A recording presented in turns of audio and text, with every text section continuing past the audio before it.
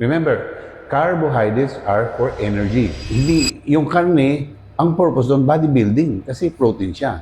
Pero look, sabi a human can live. Yes, he can live. But he doesn't have the nutrients needed for health. Ang katawan natin ay hindi disenyo na puro karne ang pagkain. Tingnan natin sa Amerika, puro karne. Pakita mo, daming sakit. Tingnan natin lang sa Pilipinas ng araw, isda gulay. Ang karne, pag Pasko, piyesta, tandaan lang. Mas healthy. Lola ko, umabot ng 109 years old. Yung mga bansa, meron pong tinatawag na blue zones. Ang blue zones po ay lugar kung saan ang mga tayo maabot ng 120 years old. 3 lugar po yun sa buong mundo. Ecuador, sa Pakistan at Peru. Sila ay, ang diet na ay simple lang. Gulay isda. Paminsan-minsan lang kain lang ng karne. And yet, umahaba ang buhay nila. Yung mga bansang puro fats and meat, sila po ang naka-plug up ang sistema ng katawan nila. Mataas ang rate nila ng cancer, heart disease, diabetes at maraming sakit. Okay, pag-usapan natin. Alam mo, sabi ko nga pinapaulit-ulit kong sinasabi na maraming tao ang sagana naman sa pagkain. But the question is, hanggang mo mabuti gaano ba kasustansya yung kinakain mo? It's not the amount na ipinapasok mo sa katawan, pero kailangan mo tandaan gaano ba kasustansya yung kinakain mo. The moment na paniwalaan nyo yung sinasabi ng doktor na to, ay it's up to you for you to decide kung susundin mo. Sapagkat imposible na hindi nakadesenyo ang katawan natin sa pagkain ng karne. Sample lang po kayo. Alam niyo ba na merong isang bansa na tinatawag na Kenya? At sa Kenya, merong tinatawag na Maasai tribe. At alam niyo ba,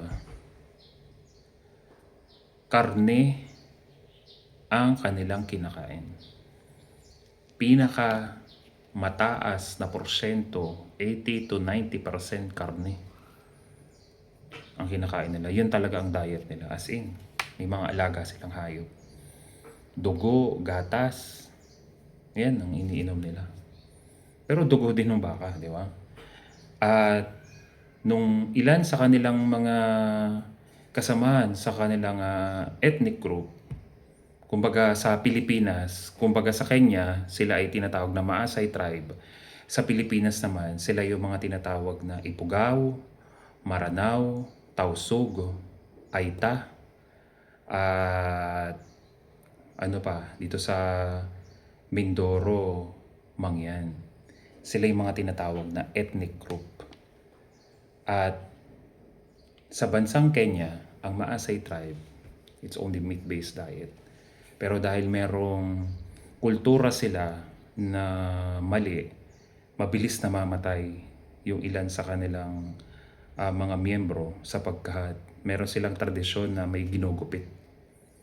Yung letter T, may ginugupit doon.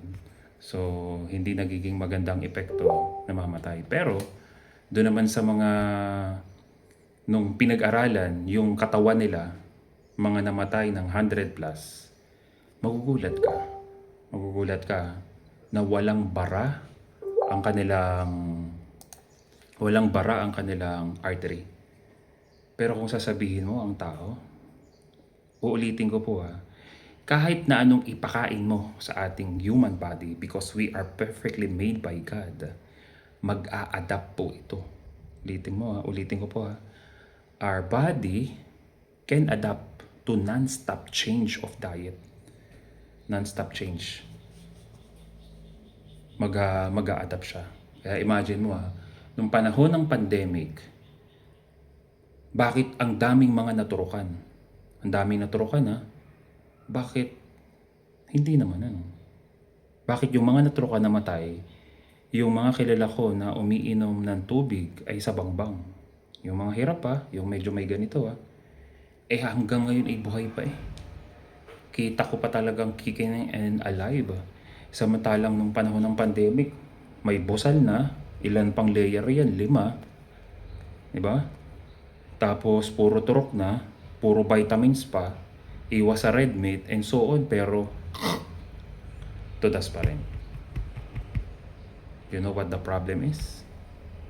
Hindi mo kasi naintindihan that our body are designed to eat meat, not plants. Kung gusto niyo pong magpa-coach, marami po ako mga testimony. I'm not a doctor, pero tatandaan mo, once na naibigay ko sa'yo at nakain mo yung pinakatamang program of a proper human diet, you will simply amaze. It can reverse all kinds of sickness and diseases. Think about it. God bless everyone.